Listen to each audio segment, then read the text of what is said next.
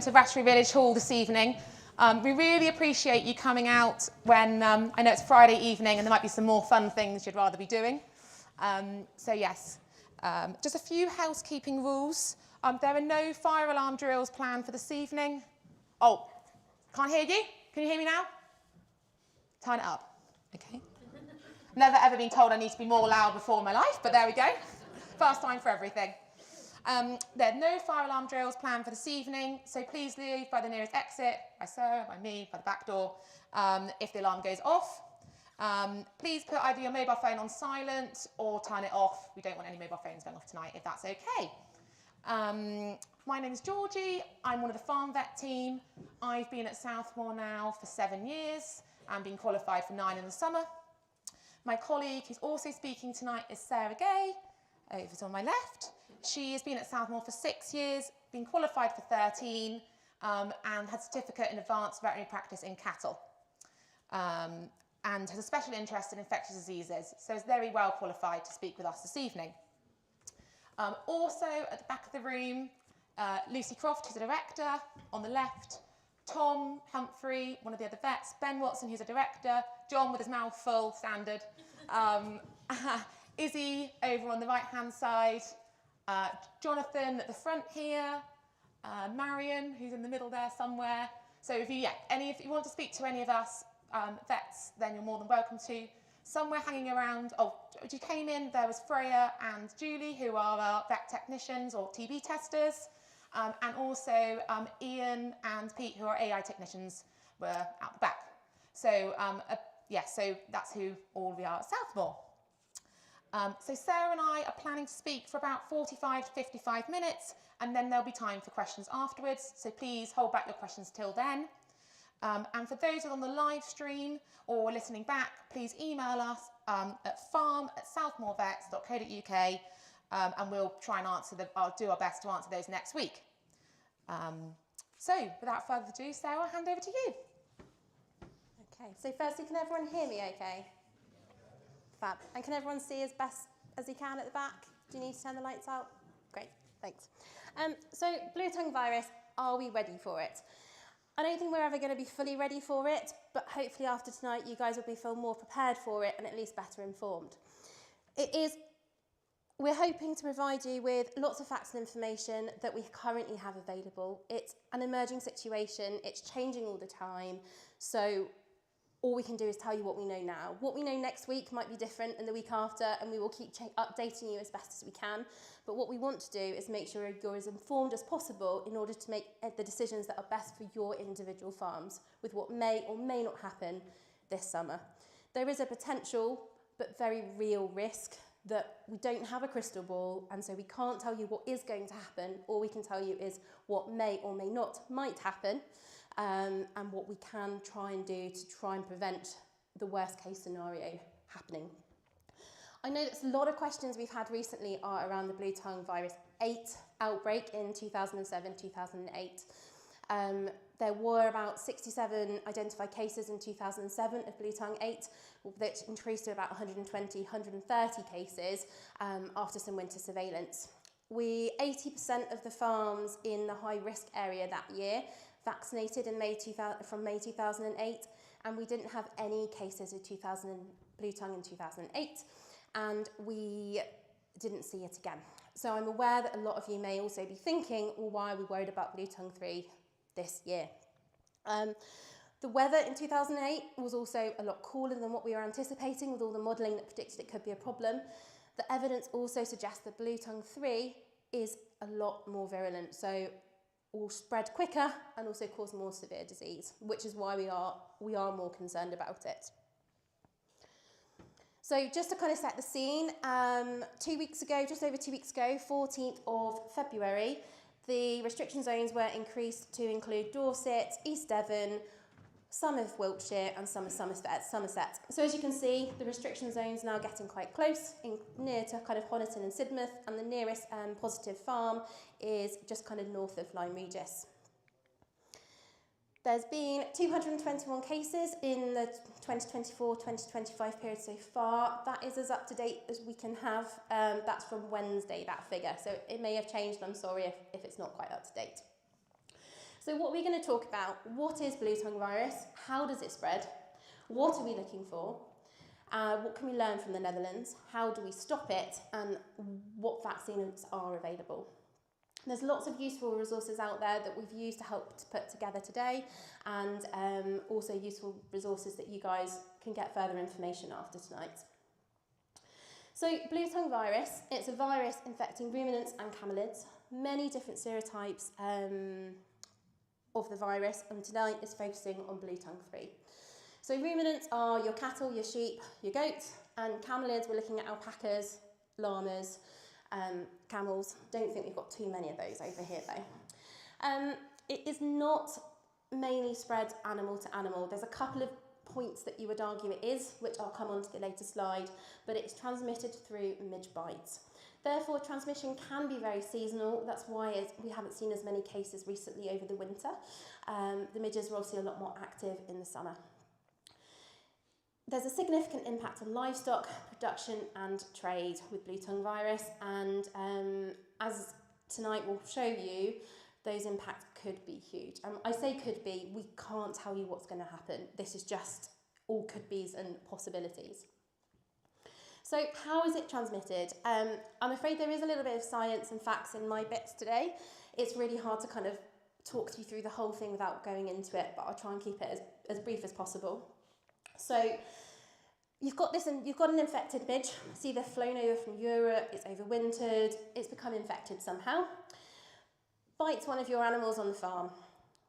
It takes one bite for an animal to become infected. That's, one tiny little midge bite and your animal is infected. After 2 to 4 days, that animal becomes infectious to another midge. So very quickly, the midges on your farm can become infected.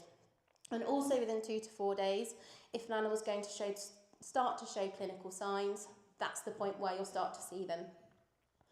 So once you've got these uninfected midges, they come along, bite those animals, and you gradually get more and more infected midges on the farm, potentially more and more infected animals that are then there to infect more and more midges, and that cycle keeps going. Now, once the midge becomes infected from a bite, it can take a little while for that midge to replicate that virus before it can transmit it back, and that is temperature dependent. So in the summer, when it's about 20 degrees throughout the day, those midges can replicate the virus, and after about 5 days from becoming infected, can start to spread the disease. So you can imagine that this cycle can happen quite quickly in the summer. Around 12 to 14 degrees, it can take anywhere between 20 to 50 days for the midge to be able to reinfect an animal. So you could have some midges that are being infected in the spring, but may not be able to infect animals until a little bit later in the summer. The fact that it's spread by the midge makes how it's going to spread and how we control it a little bit more unpredictable, very different to the majority of the diseases that we talked about on the farm. Most of them, although there's other spread mechanisms, we're also talking about mainly animal to animal transfer, which we're all used to dealing with. This is totally different, which is why we are also quite nervous about talking to you tonight, because it's not something we're used to talking to you about. And also all this information is very, very new. So do bear with us if we slip up along the way. So what about the midge? There's loads of different species and they are abundant on UK farms. They absolutely love living on a farm. So you guys will all have the midges around. Many of these species, not all, but many of them are able to spread blue tongue. They survive reliably if the temperature is consistently over 5 degrees, but they won't be able to replicate any disease inside them unless it's over 12. So although the midges could still be around over the winter, they shouldn't be able to be picking up new virus until the weather starts to warm up a bit. I mean, based on this week, we're kind of starting to hit that 12-degree mark consistently, with it being kind of 12 degrees in the week, but then it is kind of dropping again at night. The more active, when it's warmer, so they're a lot more active, so there's a lot more bites. So as well as that infection process happening quicker, we are also going to see more bites. So they're going to be biting more and more animals, so that's adding to that quicker replication cycle again.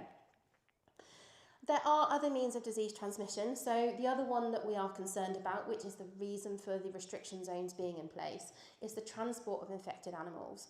So currently, if you've got an infected animal, where the midges already have the disease, it's hard to control. However, if you move that animal to a different part of the country into an area where the midge population does not yet have the disease, that one animal could be responsible for the midges in that area all becoming infected. So that is the reason for those movement restrictions at the moment. But it is also important to remember that once the midge population in the UK potentially becomes all infected, those movement restrictions aren't going to control the disease in the same way that they are currently, because we're not stopping the midges moving, just the animals. So if the midges are infected down here, whether we bring animals this way or not is not going to, stop those midges from infecting our animals. So that is, again, where control is very different to anything that we are normally discussing with you. There is transplacental transmission, so an infected animal during pregnancy can pass it on to their fetus, and so when that newborn is born, it can be born infected, and the placenta as well as the newborn can be a risk to those midges. So the springtime, for instance, if any cattle were infected in the August-September time when blue tongue came over, we could be seeing those newborns from that period dropping on the ground in spring, just as the weather's warming up, just as those midges are starting to become more active, and just as we're hitting those temperatures where that virus can replicate in the midge and start to spread. It can also be spread in infected semen, as well as frozen semen, eggs and embryos. So it's important to remember, if your ram or bull becomes infected with blue tongue, they are a risk to the rest of your flock or herd. Animals can be viremic for prolonged periods, which means they are spreading, the virus is circulating in their body for a long period. Some of the research coming out of the Netherlands has suggested that cattle can be viremic for 100 days or more, and sheep 180. So you could have an infected animal on your farm that remains a risk for quite a long time to continuing to affect that midge population. Depending what you read, that period of time varies, but that is certainly some of the studies that have come out of the Netherlands. Cattle have a higher infection rate than sheep. We think it's because they've got a much bigger body surface area, and also they don't have the fleece that a sheep's got. So the midge, it's much easier for the midge to bite the cattle. So we'll go on to it later, but cattle don't necessarily show as severe signs as sheep, but they are still a very big risk to your farms and the area in terms of spreading and creating that transmission cycle and keeping that disease going within the midge. So what are we looking for in clinical signs? Oh, thank you. Great. Okay, so sheep, first of all. Ulcers or sores in the mouth or nose that you would see. The swelling of the lips, tongue, head, neck, and the coronary band where the hair meets the hoof or the horn. And discharge from eyes, nose, or mouth as well. They can also get this red skin because the blood collects below the surface. They can have a temperature. They can be lame or have a stiff gait, and also have breathing issues. Can cause abortion in sheep. Unfortunately, in sheep, if a sheep gets blue tongue, 70% of them die. So we're not actually seeing as much abortion because of the fact that they're dying before they can have an abortion, basically. And that's where, death has been quite a major sign. So, very worried about the sheep getting blue tongue, really. So cattle, as Sarah's already alluded to, they get less seriously clinically affected, but because they are a larger chance of getting it, because they've got a bigger surface area, that is a concern. So because the blue tongue virus attacks the blood vessels, the main clinical signs are on the mucous membrane, so on the lips, the nose, the mouth. So again, they get ulcers like the sheep do in the mouth or the nose. They can get reddening erosions on the teats as well. And these erosions, like these ulcerations around the nose, you can see like that. And again, because they have this coronary band where it becomes very red and sore, where the hoof meets the skin there, they can also get very lame and a stiff gait as well. And also in cattle, I haven't mentioned that actually the signs are quite non-specific. A lot of the data coming from the Netherlands is more that they'll just see sick generic cows that seem to have a milk drop. If they're dairy cows, they're just not eating, they're just not doing well. And abortion is a big sign in cattle with 20% stillbirths. And we'll go through a bit more of that in a minute. So calves can also be born infected, so it can pass through placenta. You can get dummy calves that don't have a suck reflex or a poor suck reflex, or they can be neurologically abnormal, so stargazing, things like that. Small, weak, deformed, brain abnormalities. They seem with very big brains, so they die within a few days. So goats and camelids. I don't know if there's anyone in the room that has goats or camelids, but they can also get blue tongue. So goats typically show milder symptoms, which are more similar to cattle rather than sheep. So that's quite good for them. There's no reported cases in camelids yet in the UK, but there have been cases, quite a lot of cases in the continent, and a lot of camelids have died as well. So yes. So there's no treatment for blue tongue virus. Because it's a virus, we can't give antibiotics for it. We can only treat systematically and supportive treatment. So fluids, pain relief. If they get a secondary infection, we can treat that. And obviously last case resort is euthanasia if it's a welfare concern.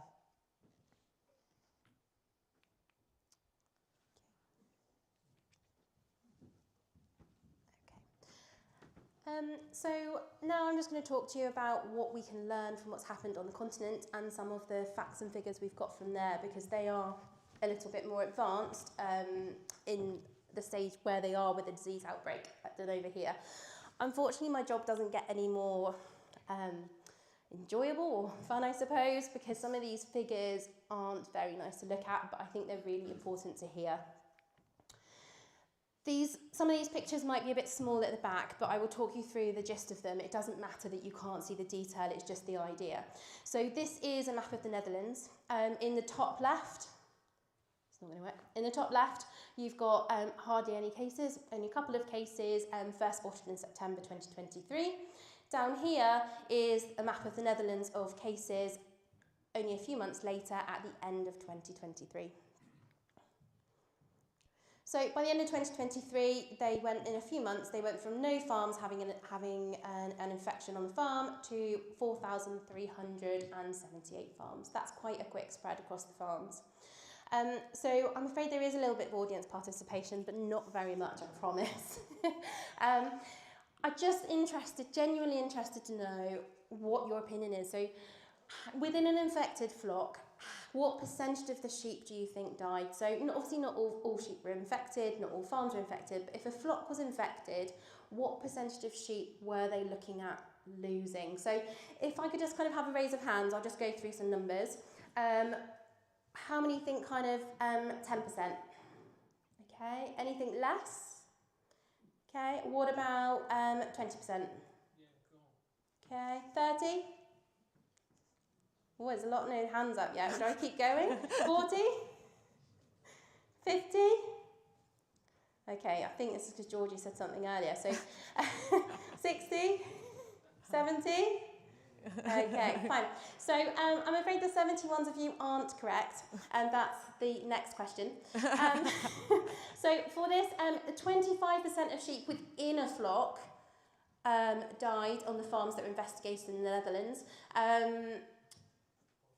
That's within an infected flock, okay? So the figure that Georgie alluded to was if an individual animal is infected, 70% of those died. So the chances of survival if an animal becomes infected is only 30% of those were surviving. But if your flock was to, in the Netherlands was to succumb to blue tongue, 25% of the flock is the average number that was being lost. So So, I mean, I can't ask you the next question, so... Sorry, guys. So, in 2024, last year, there were 10,000 farms affected in the Netherlands. That's over twice as many. But the disease was much milder. They saw much milder cases. The animals weren't poorly for as long. And they did have less deaths. So in 2023, as we said, if a sheep was infected, 70% of them died. In 2024, depending what you read, it's between 4.2% and 10% of them died. 90 to 95% of the flocks within the Netherlands decided to vaccinate. There were still a lot of deaths because the outbreak was so big, but the severity of that outbreak was much smaller. So in 2023, 55,000 sheep in the Netherlands died in addition to the normal average for the year. So we don't know that 55,000 was due to blue tongue, but for the previous years it was tracking on quite nicely at an average rate, and suddenly it shot up that year. So it's a safe assumption that the majority of those were due to blue tongue. In 2024, that same number was 65,000. Yes, it was a lot higher despite the vaccine, but if you look at how many more farms were infected, imagine if they hadn't vaccinated, what could have happened in the Netherlands. Since the blue tongue outbreak, their national flock has reduced by 20%. And the fertility impacts as well across the cattle sector have been quite significant. We haven't got exact figures from them yet. As I say, all this information is coming in all the time. We're only in early 2024 data hasn't all been analysed yet. There was a big impact on dairy in the Netherlands as well, a significant impact on milk production. So if a herd was infected, they experienced kind of just over a kilo per cow per day drop in milk yield. Now, that is an average across the herd, so an infected animal would have dropped more than that, but across the herd average would drop that much. So during an outbreak, we don't know how long the disease would circulate on the farm for, but say it was about 70-ish days, you'd be looking at, for a 100 cow herd, you'd be looking at a drop of 8,000 kilos of milk, which isn't insignificant. And also, if you look at the figures I said earlier about how long an animal can shed that virus, be infectious to the midge for, potentially that could be higher if infected midges keep circulating on the farm. They also saw an increase in somatic cell count, and they lost 4,300 dairy cattle that year compared to the previous year. So again, we don't know it was due to blue tongue, but what we do know is their figures were significantly higher compared to other years. So just one thing I meant to say about, there'll be more information on the vaccines available and stuff later, and this isn't a vaccination campaign, it's just to let you know what we have and what seems to have not worked. The vaccine, as you can see from the outbreak in the Netherlands, isn't necessarily going to stop spread, but it could stop huge mortalities, is what we're saying. If we were to get a problem, it isn't necessarily going to stop a problem, but it will hopefully stop it becoming so severe. So this chart just shows you what happened from the milk drop point of view. They're all tracking along, and then suddenly you see this drop here.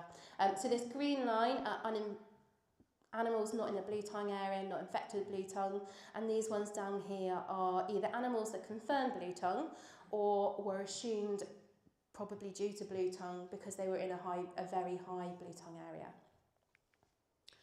So just quickly, Germany, this was December 2023, just a few cases of blue tongue. This was Germany earlier on this month in terms of outbreaks.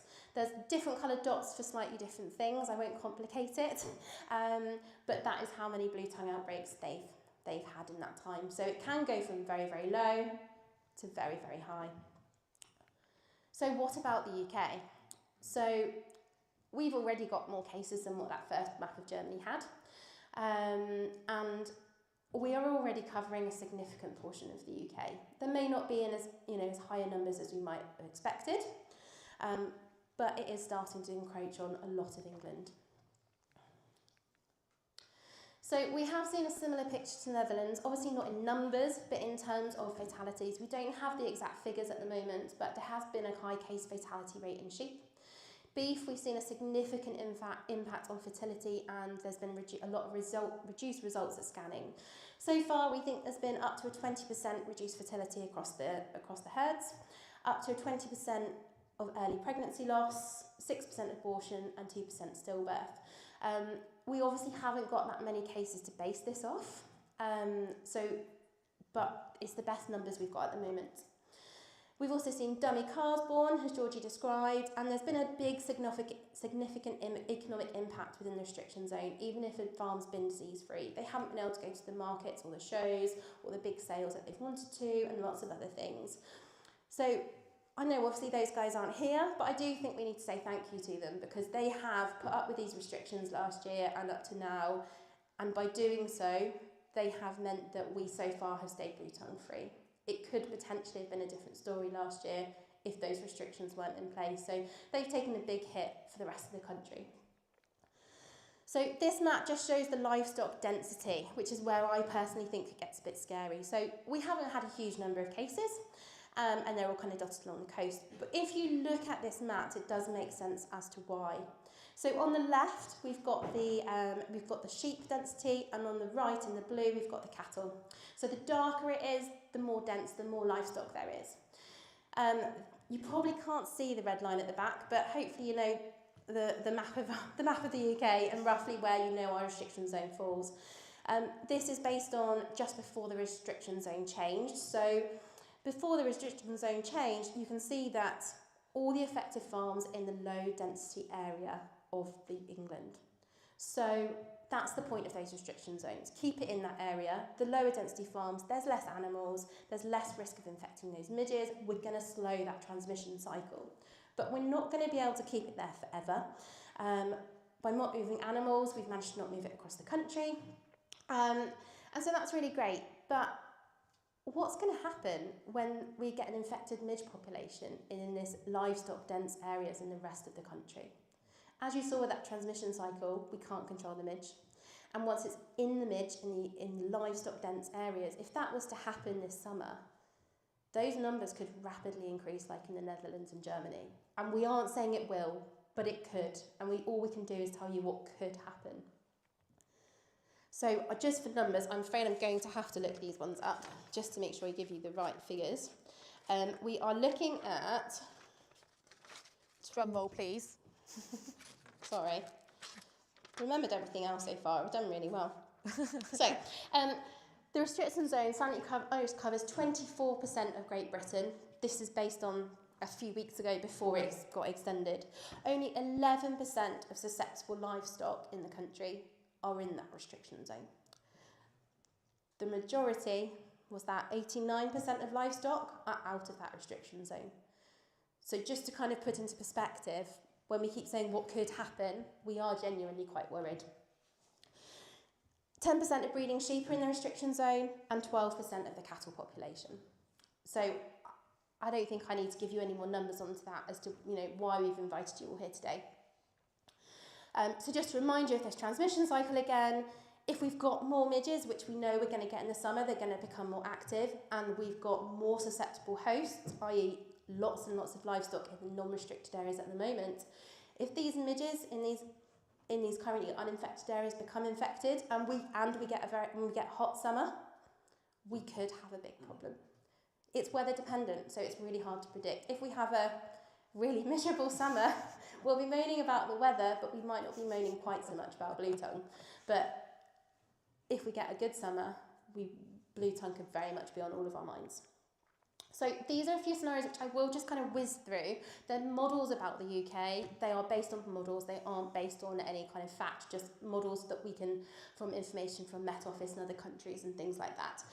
I'm not going to go through them in detail, but it just gives you an idea of costs to the industry if things were to happen. These were the predictions for 2024. Best case, we'd keep it in East Anglia. Only a small percentage would be infected. The costs are quite, significant, but they're not kind of too big, as big as it could get. This is what we thought would be the likely case last year. So all the red is what would be a restriction zone. As the maps I've shown you before, the restriction zone was actually bigger than that. So it was bigger than what we thought would be the likely case of 2024. And you can see these different costs for farm mortality and things creeping up. This is kind of worst case scenario 2025. Basically, we're all in one big restriction zone, blue tongues everywhere. 50% of flocks affected, with 50% of the sheep infected within those flocks. And we all know how high that mortality rate could be. So I'm not going to do the maths. Yeah. But if you had 50% of sheep infected on your farm, imagine how many that you have the potential to lose. These figures are based more on sheep than cattle, only because we've got a lot more data on the sheep. And the cattle has been harder because they don't always show clinical signs. So they might show subtle signs, lots of varied signs that aren't necessarily getting reported as blue tongue, so they're not getting investigated. So we have less case base. Whereas because the sheep are getting very sick, they're more likely to get reported. So it doesn't mean it's not in the cattle, we're not worried about it. It's just harder to kind of come up with those facts for you. So what can we do? Okay, so it's back over to me again. So there's a few things we can do. So first of all, I just want to talk to you about if you think you've got blue tongue on your farm, what you do. So that's the number to call. Or obviously, if it's a generic sick animal and you want to call us, you can also call South Moor. One of the vets will come out and examine the animal. But if you rang that number yourself, you'll then speak to a duty vet. They will then assess the situation and see whether they can rule blue tongue in or out. If they need to, they will arrange a vet to come and visit the farm. They'll probably ask you quite a lot of questions on the phone about like how many stock you've got, whether they're pregnant or not, what your farming system is, etc. And when the vet comes out, they might have a little look around the farm just to assess sort of midges and things like that, as well as looking at the animals that might be infected. They might put you under restrictions before the duty vet actually arrives on the farm to see what the situation is. And they might actually say that you can't move, like no vehicles can move off the farm, you can't move any equipment off the farm as well as animals. So just a heads up on that front. They might take some samples if they can't rule out blue tongue by looking at the animals.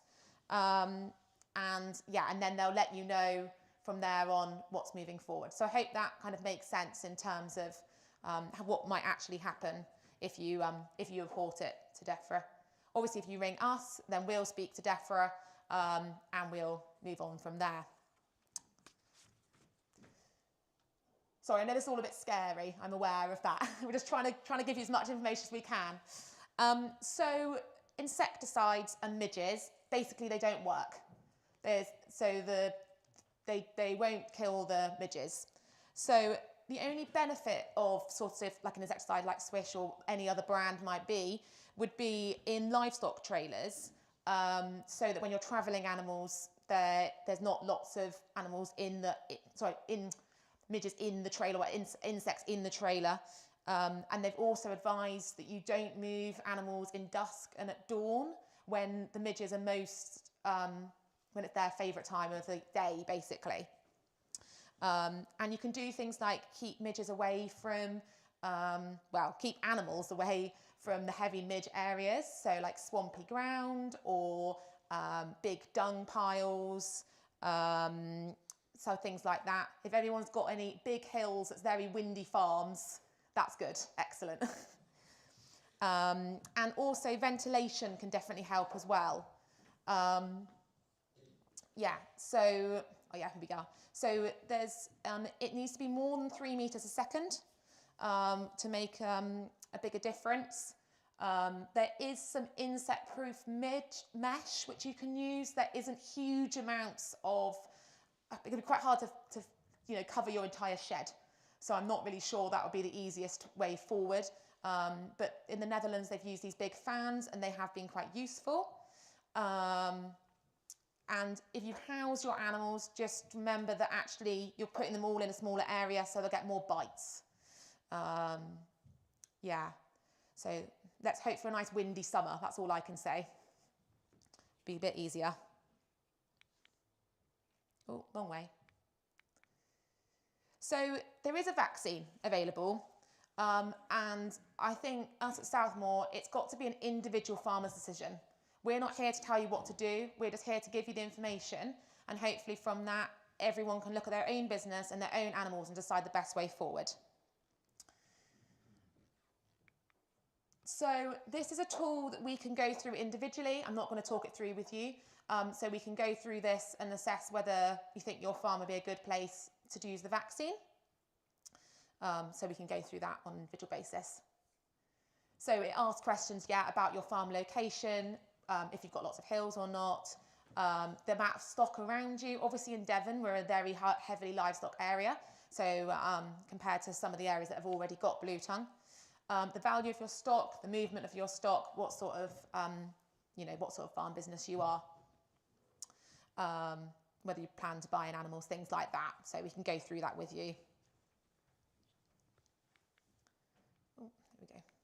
Get the hang of this in a minute. So the main thing is that, like Sarah pointed out, the vaccine will reduce susceptibility, so they're less likely to get so sick and less likely to die, but it won't necessarily stop them from catching it. But it does reduce transmission, which reduces disease, and it helps everyone. So it's kind of, there'll be less virus circulating, so the midges will get smaller amounts, so they won't spread so far or be as bad when they do bite things. So which vaccine? There are 3 vaccines, as you can see, well, you're probably much too small for you to see, but these are permitted. So they're not actually authorised yet because it's such an emergency situation. So they've just been permitted at the moment, which, like I say, reduce viremia, so reduce how bad it gets, but doesn't reduce the chance of actually getting infected with blue tongue. So what we've done is looked at these 3 vaccines, and lots of other local practices have as well. And we've gone on to we've chosen one vaccine, which is, I'm trying to say this wrong, Bavalto. Batalvo, there we go, thank you, Sarah. And because we've gone for that because of the safety, what pack size, what availability, and the cost. I'm afraid I can't tell you the cost because we're on a live stream, so we can't market prices due to regulations from the veterinary inspectant. But I will tell everyone at the end once we're off the live stream. There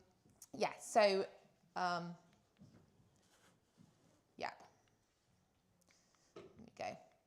So it's a 1 ml per dose, 50 dose pack.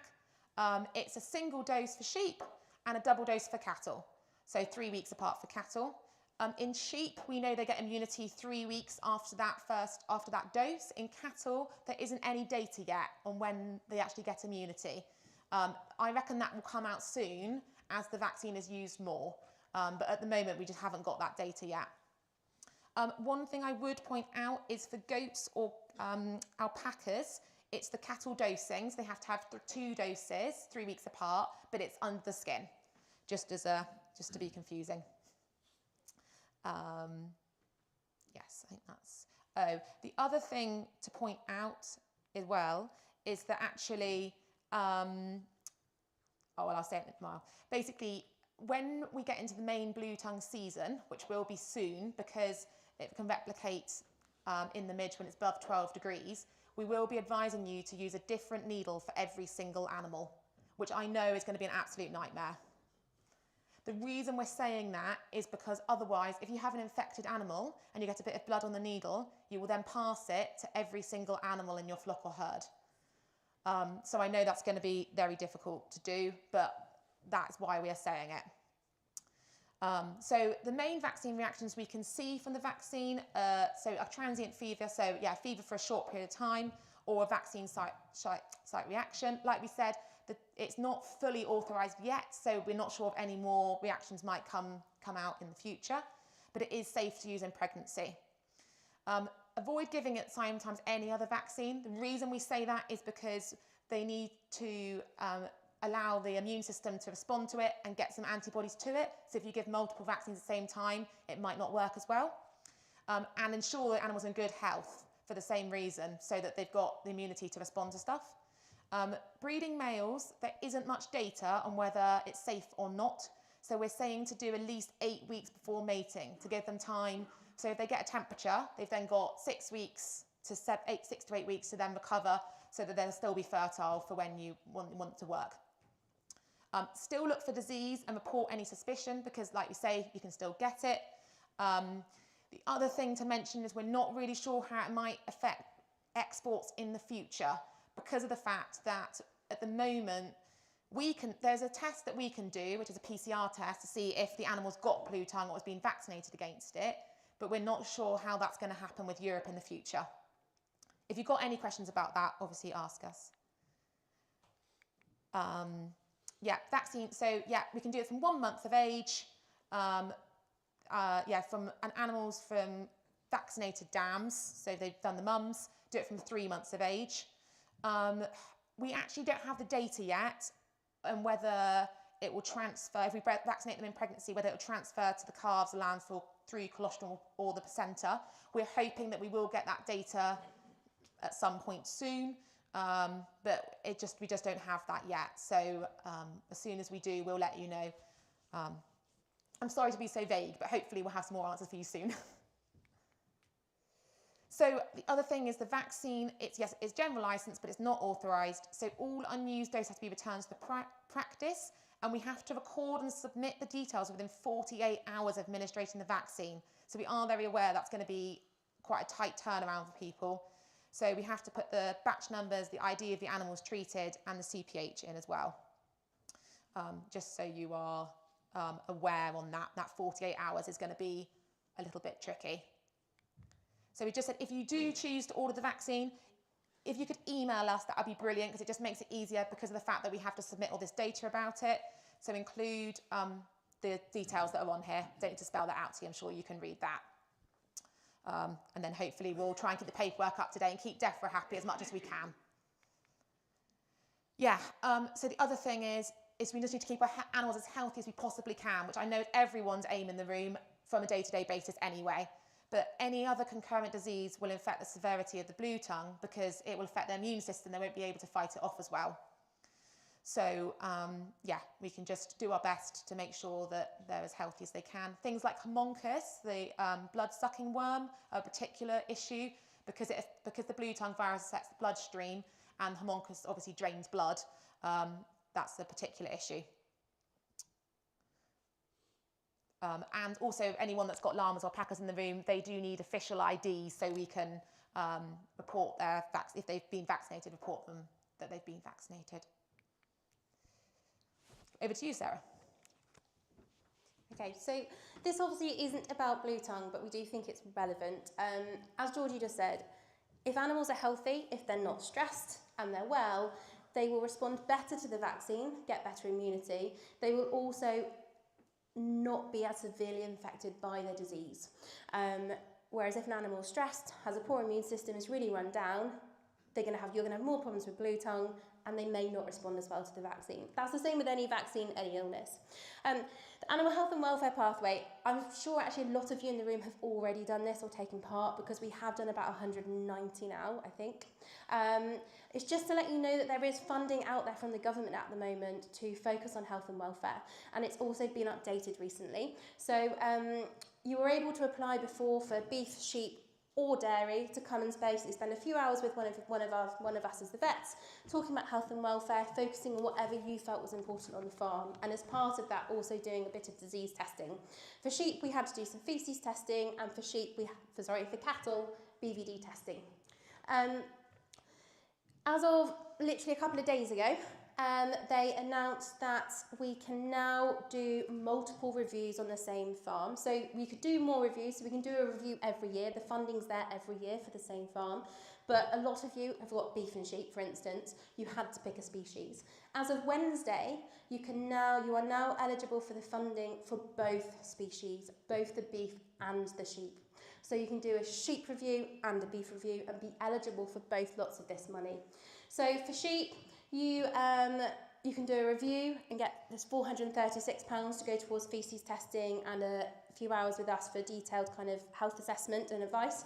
And there is £639 available for follow-up funding, which there's a very broad range of kind of performance problems and diseases that you can investigate. There's just certain packages, you have to pick one and pick some, we just have to test within that package. That's a really good amount of money to do a lot of sheep testing and a lot of investigating on sheep farms. We really do recommend looking into it. For beef cattle and dairy cattle, BVD is the focus at the moment. The review, as you can see, £522 and £372 for dairy, 522 for beef. The difference for that is because of the difference in the tests that we have to do to tick the box for the funding. Dairy cattle is much more straightforward because you can just take a bulk milk sample, so it's obviously a lot quicker and it's just one test. So there's also the follow-up funding for beef and dairy is £215 if you don't have BVD and you don't need to do a PEI hunt and look for lots of animals. It's basically a biosecurity review to make sure you stay BVD free. And the beef and dairy farms, as you can see, £837 for beef and £1,714. I don't know how they came up with these figures for dairy. And that is if you are BVD positive, or after discussion with you, we feel that actually, although your BV testing was negative, we're still concerned there could be BVD somewhere on your farm. We still then can do a PI hunt, but we have to test every animal on the farm. And the money doesn't always cover the cost of testing every animal, but it is still very beneficial because that one animal could be causing a big, big problem. BVD can suppress the immune system, and if you do have one of these PI, persistently infected animals on the farm, and you've got blue tongue, for example, and you've got BVD circulating to your animals have got a suppressed immune system, your blue tongue could be more severe. So there's just a sign up link. It takes a few minutes to sign up if you are interested. You're not committing your life away to anything with the government. All you're doing is you're agreeing to take part in the process if you choose to continue, and you get given a code. You just need to email us that code, and then we will and get in touch with us, and you'll find then to go ahead and be eligible for this funding. I'm not going to go into more detail because we've kept you long enough and we aren't here to talk about this. I just thought it was relevant, and with the update on Wednesday, which we haven't announced to any of you yet, we thought it was a good time just to pass that information on. Brilliant. Thank you, Sarah.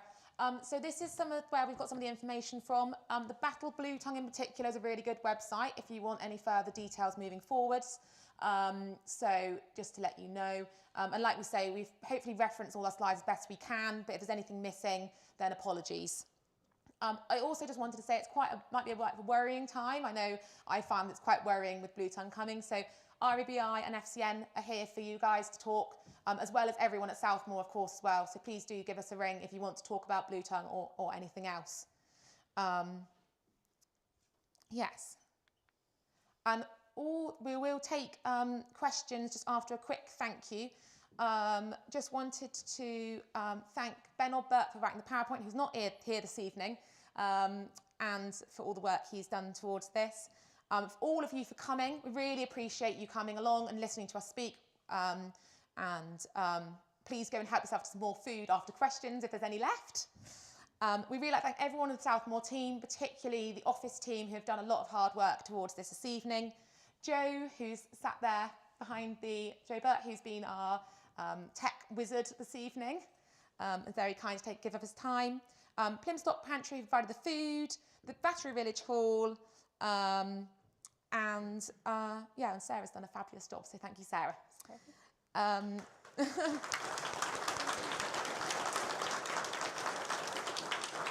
So Sarah will be in the office on Monday. She's hopefully having an office day on Monday. So if you've got any questions and you can't ask them tonight and you don't want to email, ring in and you should hopefully speak to Sarah. I've got a day off, so it's all good. It's all down to her. And yeah, there's vets around, so grab one of us if you don't want to ask in front of other people. Brilliant. If you put your hand up, then someone will come to your microphone so everyone else can hear the question, if that's okay. On. Right. Any questions, anyone? Please be kind. Yes, please remember, we do not have all the answers yet, but we will do our best. We have got someone writing down questions, so if we don't know something, we will do our best to find out and get back to you, but we still may not be able to find it out. I've shouted it. Is it carried by deer? Yes. All ruminants. Just to the live stream, they won't hear the question. Oh, yes. So Sorry. the question was it carried by deer? And yeah, the answer is yes. And the signs in deer will be similar to signs in cattle, we think. You've very kindly told us all about vaccines and everything else. We're not in the restricted zone at the moment. What happens, is the vaccine going to allow us to still move cattle and sheep if we vaccinate, if that RZ moves across our area? Good question. You will still be able to move, as we talked about exports, in terms of other countries, we can't guarantee what things are going to happen. But within the UK, that is fine, but restrictions will still apply. So being vaccinated does not mean that you will escape any restrictions in terms of testing and stuff you have to do to move an animal, but you will still be able to move provided you've met all the other requirements within the country. I think there's a question down the front here, as long as that answers your question. Could you just elaborate on what testing needs to be done if we're going to move cattle or sheep for sale or go to market? So if you were in a restricted zone, currently the reason we didn't cover that much is because we don't know what's going to happen if blue tongue spreads further. Because as I said, we may become one big restricted zone, in which case there won't be any movement restrictions within England. There might still be into Wales and Scotland, but not within England. Currently what they're having to do is they are having to apply for a licence, and they are having to pre-movement test animals before they move them. And that pre-movement test is valid for up to, I want to say 21 days, but I might have got that number wrong. But that is valid for a period of time, and they say ideally you want to kind of start planning your move at least 10 days before you move, because obviously, especially with the sudden increase in restriction zone, the office that's involved in processing those licences are significantly busier, and that process is taking a little bit of time. But because it isn't that animal-to-animal transmission, as long as we're happy that individual animal is negative, you can move that animal provided you've jumped through the right hoops. There's a question there for the red. There you go. No, was there a question on here? Oh yeah, put your hand up. There you go. What is the best practical way to sterilise your needles? If we've got all these needles to find, can we sterilise all the ones we're using? That's a question that I would be reluctant to answer, I think, because I don't know is the answer. I genuinely don't know the answer.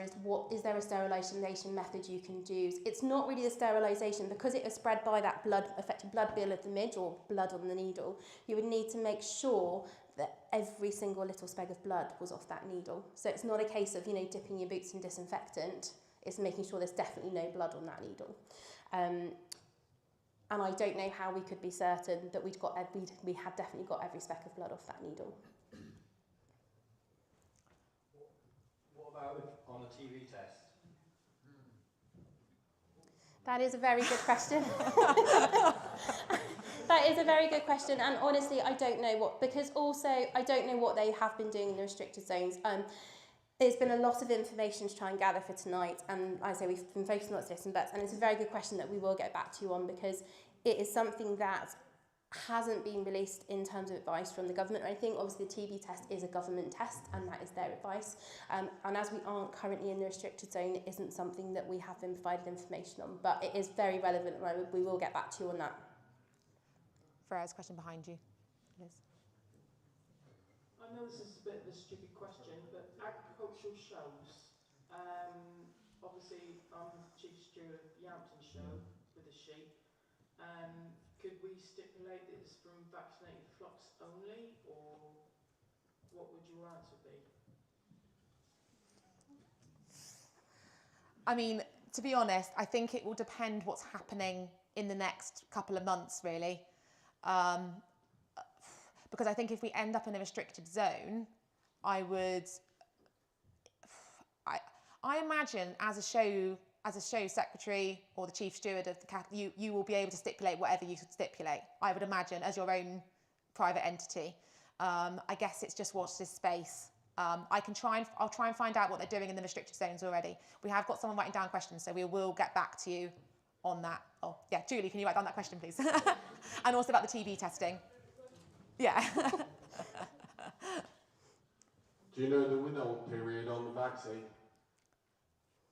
There isn't a withhold period on the vaccine.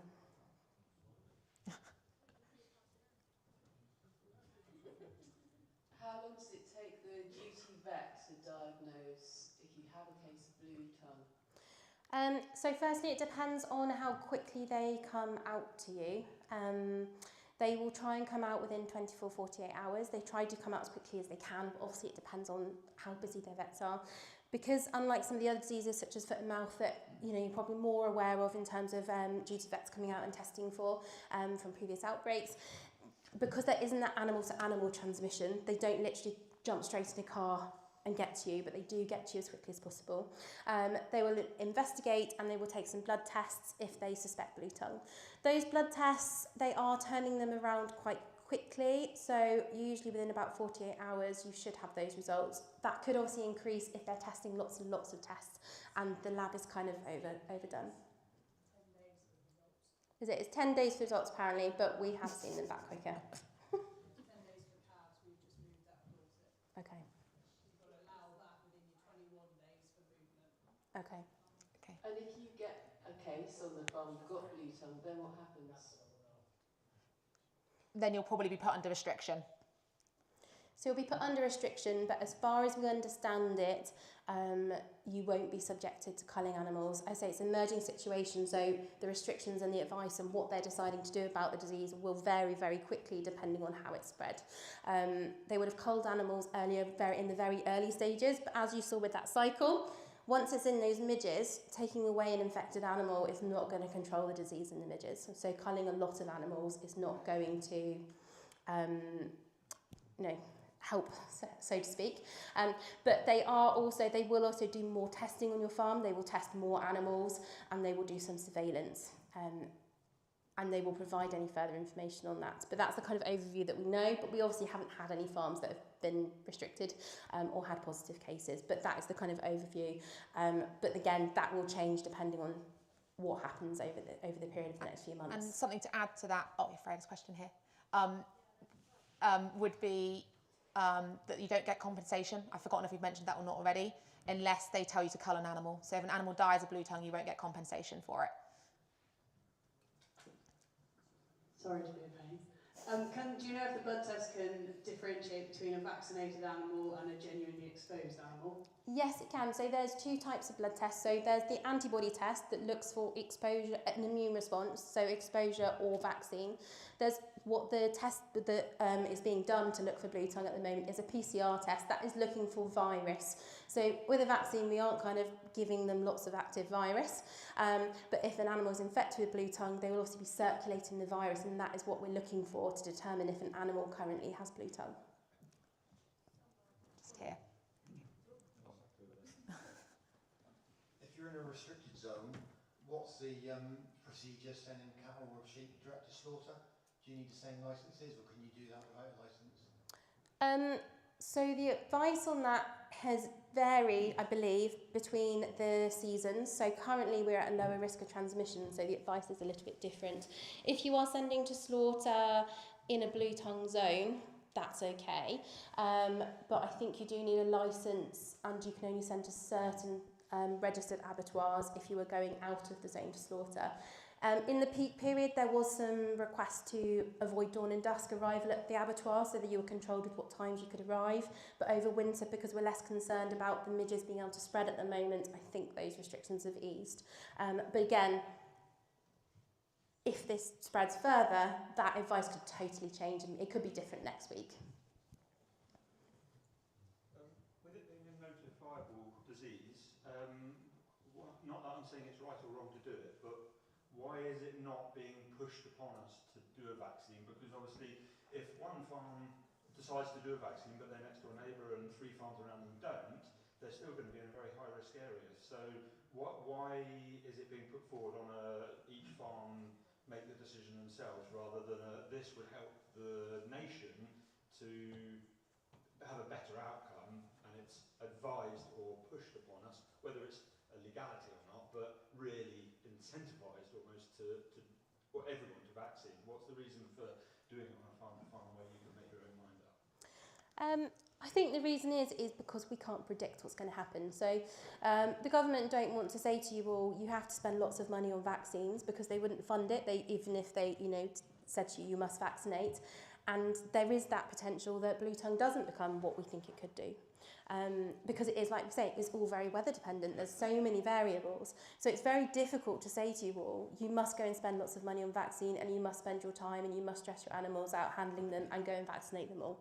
Because we could do all that, and there is that chance that we have a horrendous summer. And it doesn't, I don't think blue tongue's going to go away this year, but it might not be as bad as we've potentially portrayed. And it makes it really hard for us to say to you, you must do something. There is a Battle Blue Tongue campaign, which it was actually launched a couple of days after we set the date for this meeting, just happened to be that way.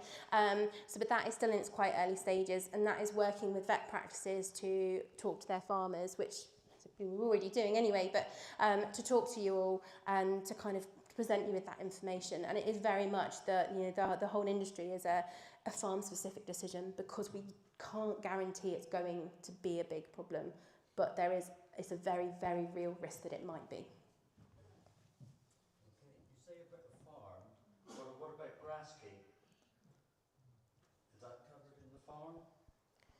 I think anything linked to your CPH would be covered. So you can move to and fro? So if you've got parts of the farm, do you mean as in if someone was in the restricted zone? Yeah. Take grass keep, with the grass keep. So you can move animals between, provided you are moving them within the same risk. So if half of say your grass keep was in a restricted zone, and if your grass keep was in a restricted zone and your farm wasn't, restrictions would apply to move them out of the grass keep back to the farm. But if it's all right, if you're all in the same kind of thing, that's fine.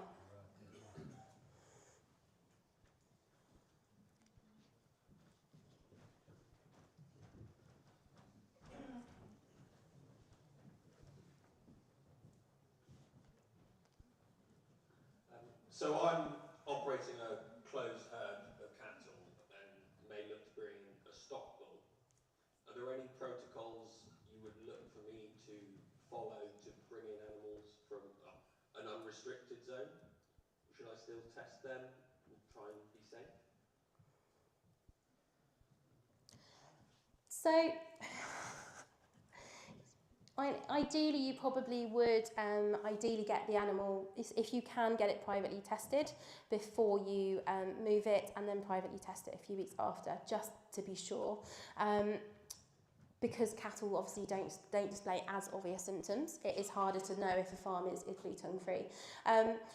What I genuinely don't know, is whether you have to apply to do that. Someone else in here might know the answers. We've got lots of vets hiding in the back that might know and I'll be able to help you out. But what I don't know is whether you can just arrange that testing, or whether you have to go through DEFRA for that testing. So obviously, if we're starting to test for blue tongue, they also need to know those results. I know if we're testing because we might be suspicious, we've got a cow that's dropped a bit of milk and we're not really sure, let's just test it, that needs reporting to DEFRA before we do it. But because you're doing it just as a prevention, I just don't know if there's special licences you need to do it, which we can find out for you. Hopefully Julie's written that down. We'll get back to you next week.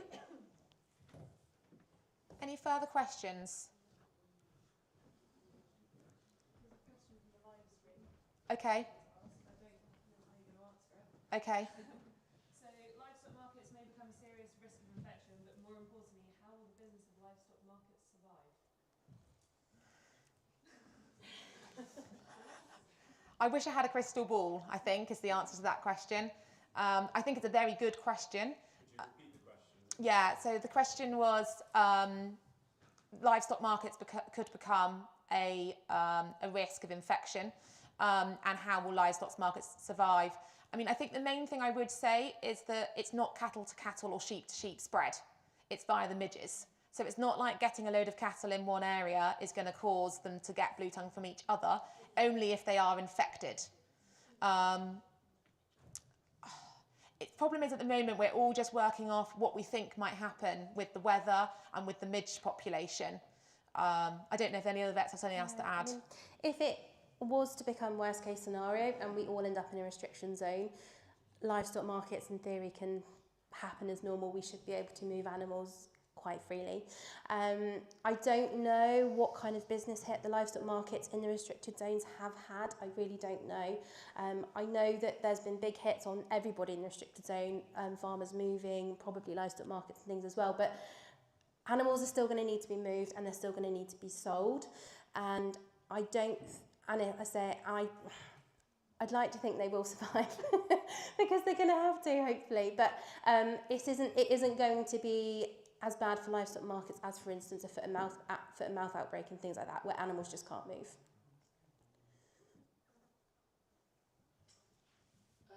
If in a sheep it's 70% likely to die, what are you looking for if for 30%? Are they going to have the same symptoms, or are they going to be asymptomatic, or? A mixture of everything. So there will be some sheep that don't have symptoms, and there will be some sheep that, you know, look quite sick, but we feel are worth treating, and it will be the days to come that we have to sell. The one thing that's semi-relevant to your question, so I'll just add it here because I realised we left it out. There's been some, I know in the Netherlands, they've now said that some of the clinical signs that they've seen are several weeks after the initial blue tongue infection. So they have seen so they might have got through the original blue tongue, but then had some quite inflamed, really sore joints, kind of suppose a joint-ill type problem. And also some of the hooves, which I think Georgie did mention, is the hooves and stuff that was sloughing off a few weeks after. So it does seem to have some chronic effects, which again, we may not know what all those effects are. But in answer to your question, the symptoms can be varied, and predicting which ones are going to survive and which ones won't based on their first symptom, we couldn't tell you. Do we know the incubation period between when an animal's bitten to when it becomes infectious? 2 to 4 days. And I think Mark had a question at the front here, Freya. I think Mark had a question at the front here. I'll probably close questions in the next few minutes and let you guys go and grab some more food. Do you know how long the vaccine provides protection for? We don't at the moment. That's not been discovered yet. We know that some of the vaccine companies are trying to get licensing for 12 months. But we haven't seen the data and we can't say that that's the case. But what we can say is the majority of inactivated vaccines in the UK are licensed for 12 months. Not quite all of them, but most of them. So we're hoping 12 months, but we don't know. It could be 6 months. We just don't know. One more question that's come through. Will survivors build up immunity, and would that immunity only be to certain strains of blue tongue, or would it be a generalised immunity? Yeah, survivors will build up some immunity, and yes, it will only be to whichever strain they are infected with, but it's likely to be the blue tongue 3. So yes, so only to blue tongue 3. I know it's not come up, so we could avoid talking about it. Might well mention it. There was a case of blue tongue 12 in Kent, but just one case, and there has been some other case of blue tongue 12 in Europe. But it doesn't appear to be spreading as rapidly or causing as severe signs. So we are still very much focused on blue tongue 3. Unfortunately, there are, I think, 29 different serotypes of blue tongue, and they are all very specific. So only blue tongue 3, if you get infected, you will be immune against that. The blue tongue 3 vaccine will only protect against blue tongue 3, not the other serotypes. How long does the vaccine last once it's opened? So is it live, you've got to keep it in a fridge? A day? Once opened, I can't remember if it's 8 or 10 hours, there's not much difference, but it's either 8 or 10 hours in the data sheet. So like most vaccines, use on the same day. It's 10 hours. 10 hours, there we go. Thank you, Jonathan. In a cattle situation, would you advise vaccinating all the animals on the holding? I seem to remember when we vaccinated about 17 years ago for BTV8, we just did breeding cattle. So that would be risk based on individual farms. It's a really good question, but we can't answer it as a generalised answer because every farm, the value of stock is different. Your risk, are they up on a high windy hill? Are they in sheds with rubbish ventilation? Also, there's lots of different factors. So depending on the farm, that would be a very farm-specific question. We're happy to discuss it with you, but it would be better on a one-on-one to have those types of conversations.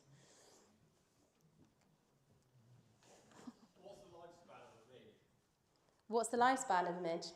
So I did know this answer, and I have it down here somewhere, but I can't remember what page it's on. I believe it to be about a couple of months, but I might have got that wrong. It's not a long period of time. I want to say a couple of months, but again, we can add that to our questions. Blue tongue doesn't actually kill the midge, though, does it? No, blue tongue doesn't kill the midge. It just replicates it, and the midge will stay infectious for the whole of its happy few months.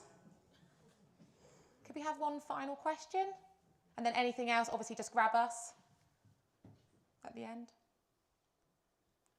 Does blue tongue pose any risk to humans? No, blue tongue is not infectious to humans. Even if it's from a consumer animal?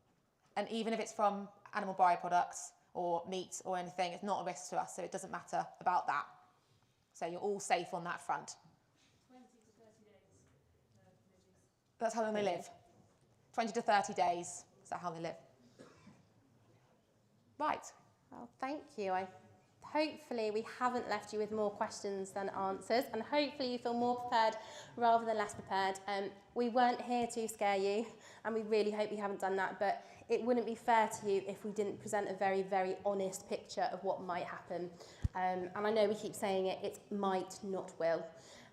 I will be in the office as much as possible next week. As many of us around will be as possible afterwards and in the office next week. Email in questions, phone in questions, or come and find us.